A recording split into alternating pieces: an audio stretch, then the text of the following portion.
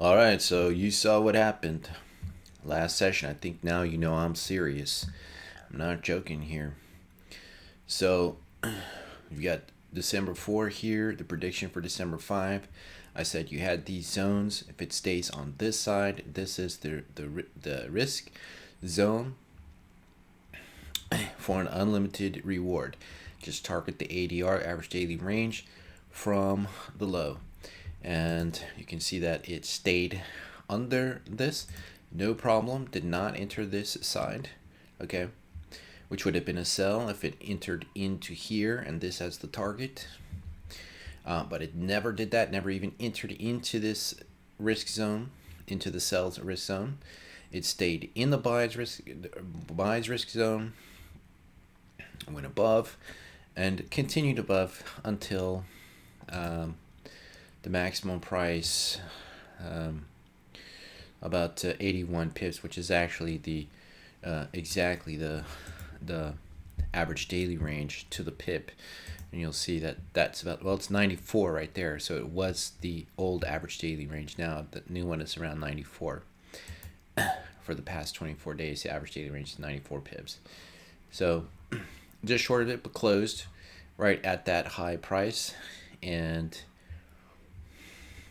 so that's exactly what I said yesterday. So now we're going to do December 6th prediction. Okay, so first thing we notice is that the upper bound target is here.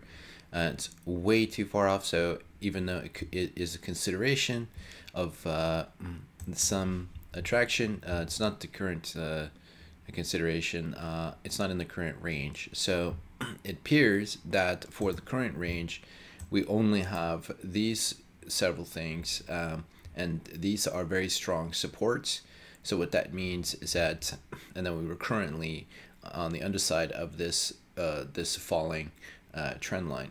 So what that means is that there is a very strong possibility for the price to continue falling to this, at least this support, and that's 72 pips. You can tell that's right in the average daily range, right about the average daily range. And then we've got this, which is a longer support than the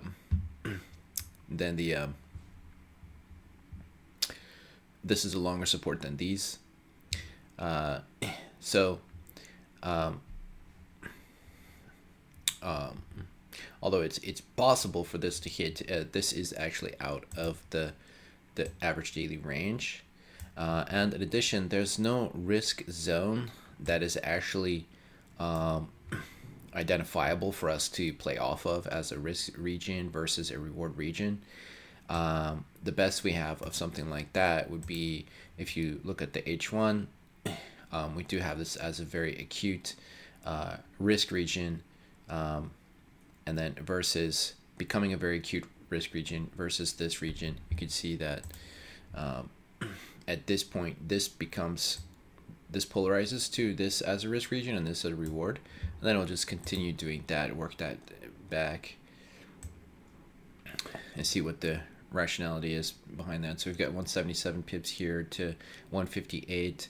So by this time, anywhere in here, the rationality is actually that this should be for the next couple of days, that this should be the risk region and this the reward region. So if the price stayed above this trend line, then I would assume that there is still buying in action to this price target, which is 108.27. But that's very steep. That would require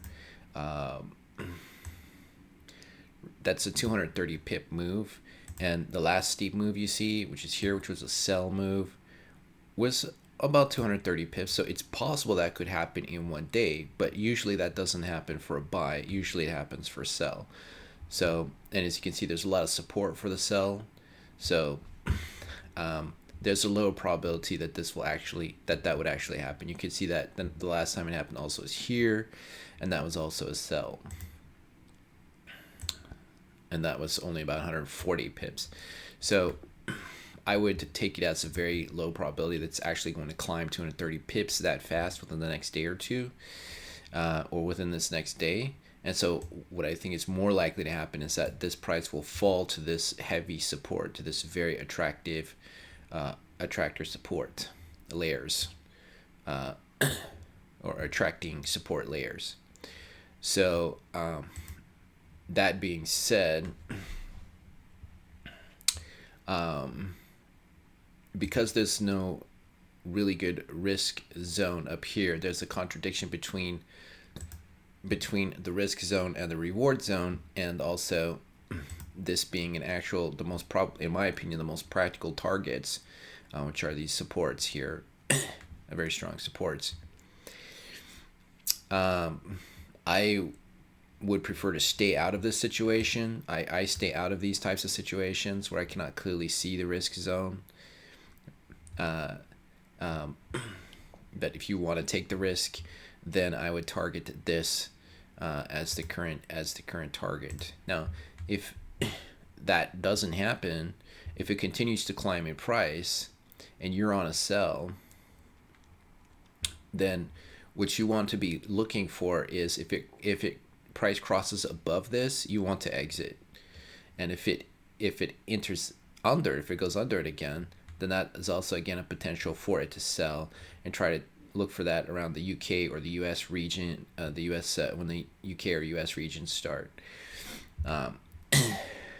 Currently it is under a sell, so I mean it is under this trend line.